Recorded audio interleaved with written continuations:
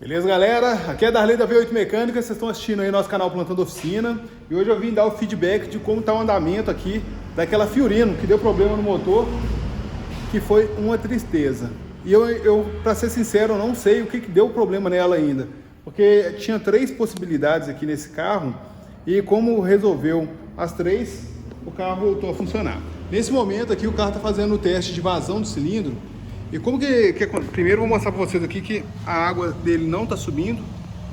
Vou deixar um tempinho aí para vocês verem que ela não está subindo nada. E como que a gente vai saber se está subindo ou não, galera? Vocês vão olhar esses pontinhos claros aqui na bordinha do reservatório, tá vendo? Se eles não mexerem, é porque a água não está subindo. Porque conforme, se a água subir ali 1 milímetro sequer, esse pontinho brilhante aqui, ele vai modificar, tá vendo? Ó? Bem na bordinha aí, ó. Não tá subindo nada.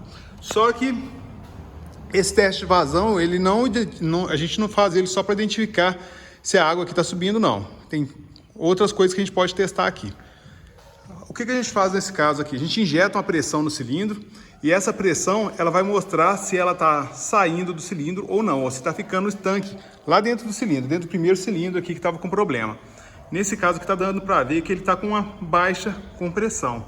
Ele não está com a compressão tão bacana, não. Embora esteja quase no limite, tá vendo? Se eu der um grauzinho aqui, é perigoso ele ficar bem no limite aqui. Poxa da vida, Darley, mexeu no motor do carro e o que aconteceu? Por que ele não está com a pressão toda aqui, completa, como deveria estar? Porque ele está vazando lá para dentro do cárter, ele está vazando um pouco de compressão. Vou mostrar para vocês aqui, vou tentar chegar a câmera perto.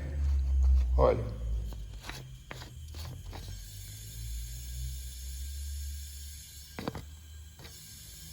Deu para escutar? Aqui, ó. Aqui tá mais nítido ainda, ó. Ó, quando eu aperto aqui, ó. Tá vendo? Essa compressão, ela tá saindo pro cárter e tá voltando aqui pelo próprio duto de escoamento do óleo, ele tá voltando. Então, anel de segmento desse motor também tá ruim.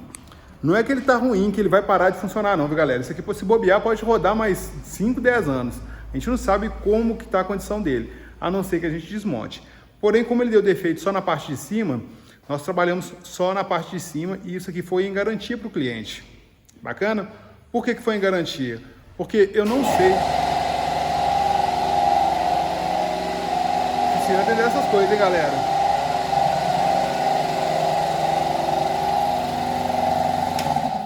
Barulheira, né?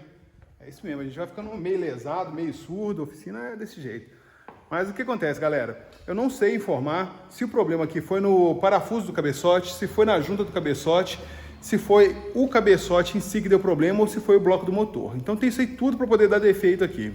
E eu só descobri isso depois que eu fui testando um por um e mesmo depois de testar, por exemplo, o cabeçote, eu ainda dei uma planadinha nele com aquela ferramenta que a gente tem aqui. E eu fui identificando pequenos defeitos. Então, o que eu fiz? Refiz todo o serviço de cabeçote do carro, fiz algumas coisas que eu nem tinha cobrado do cliente da primeira vez, coloquei tudo no lugar e tá dessa forma aí, ó. Até agora tá ok, tá bacana, tá funcionando, beleza? Não tá vazando compressão aqui para dentro do arrefecimento como da última vez. Tirar essa compressão aqui que não tem necessidade, já tem bastante tempo que tá com compressão aqui. Já liguei o carro, já funcionou, tá tudo ok. Agora, quem vai ter que testar isso aí agora é o cliente. Vai ter que rodar no carro e ver se vai ficar tudo ok durante o decorrer do tempo.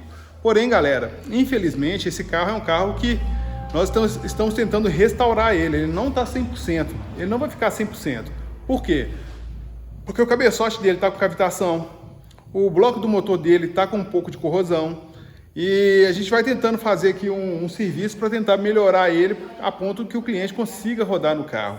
Mas o correto aqui, se fosse olhar a fundo, deveria trocar o cabeçote do carro, colocar um 0, tem que trocar nesse segmento e se bobear, dependendo da condição que tiver ali, até o bloco do motor vai embora, beleza? Porque ele sofreu muito com a corrosão aí, porque ele andou muito tempo sem fluido de arrefecimento. E aí, a gente tenta fazer o melhor possível aqui, dentro das limitações de grana também, tá? Grana e tempo, isso aqui é um carro de serviço, viu, galera? Então, esse ponto aqui está finalizado, estou satisfeito. Esse aí me deu bastante trabalho, viu, galera? Esse carro tanto serviço para poder executar, foi tão trabalhoso, que ontem, por exemplo, o último vídeo que eu fiz para vocês aí, eu saí da oficina, eu estava meio baqueado, estava meio chateado, porque tanta coisa aconteceu, não foi só desse carro não, dele aconteceu ruim, da TR4 aconteceu coisas ruins também, e a gente vai ficando saturado, fica meio chateado, né? Mas esse aqui já voltou a funcionar, já ressuscitou, estou feliz. Agora vamos passar para a TR4, vou mostrar para vocês também que eu já estou feliz de novo, hein? Esse aqui, se Deus quiser, eu vou entregar esse carro agora, e meu amigo vai poder trabalhar com esse carro aí um bom tempo, até ele poder adquirir um carro novo. Se Deus quiser, ele vai comprar um carro novinho. Estou sempre para comprar uma van de uma vez, para poder transportar bastante coisa e faturar bastante, né, galera? A gente trabalha para faturar, né? Radiador da TR4. Agora sim chegou. Essa furação aqui, galera, a TR4 ela tem um radiador dessa forma aqui, ó. Vou mostrar para vocês. O primeiro radiador aqui, se você estiver olhando de frente para o carro, esse aqui é o da esquerda, tá? Ele tem 2 pinos aqui embaixo que você vai encaixar ele, e do outro lado tem 2 parafusos aqui embaixo. Bacana? Até aí beleza, né? E aqui na parte de cima tem 4 parafusos que você vai encaixar aqui. 1, 2, 3, 4. E esses parafusos aqui não estavam encaixando no primeiro radiador que a gente comprou. E eu vou falar para vocês que eu fiquei chateado, viu? Fiquei chateado à primeira vista aí, porque o pessoal me pediu para fazer gambiarra no carro. Aí eu falei no outro vídeo, vou falar de novo. Imagina você compra um carro de 50 pilas, 50 contos, você juntou uma grana ali, demorou a juntar uma grana, comprou o carro que você queria, ficou satisfeito com o carro, mas o carro está precisando de manutenção. Aí você leva para dar manutenção, o pessoal começa a fazer gambiarra. Aí não dá, né, galera?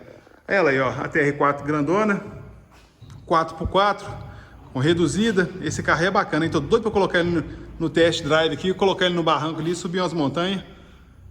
O cliente trocou a placa dele, a placa está aqui em cima.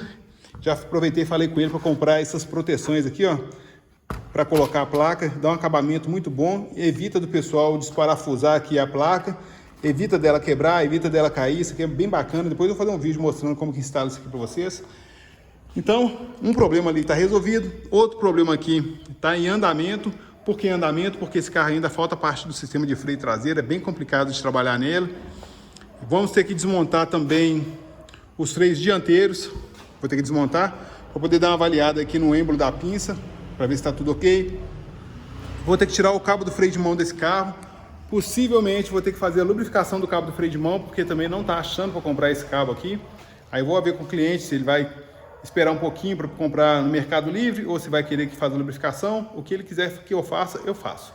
Esse carro aqui é de um amigo, de um cliente amigo, então o que ele pedir para fazer a gente faz sem problema nenhum. Não é uma pessoa que vai nos trazer problemas no futuro, né?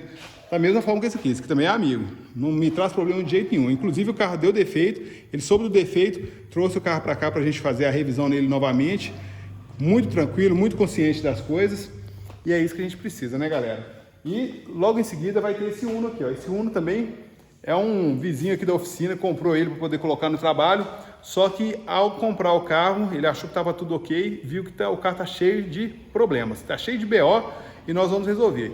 Coifa da homocinética, coifa da caixa, óleo de câmbio já foi para o espaço, tem que trocar o óleo do motor, correia dentada. Vamos dar uma olhada também na questão da suspensão e direção desse carro, tem muita coisa para fazer nele. Pensa só, hein? Por mais que você tente comprar um carro aí que parece estar bem conservado, mas na hora que você vai olhar a parte do motor, a parte de funcionamento dele, tem muita coisa pendente aí de manutenção. E lá fora ainda tem uma Saveiro não, uma estrada, fica velho, galera.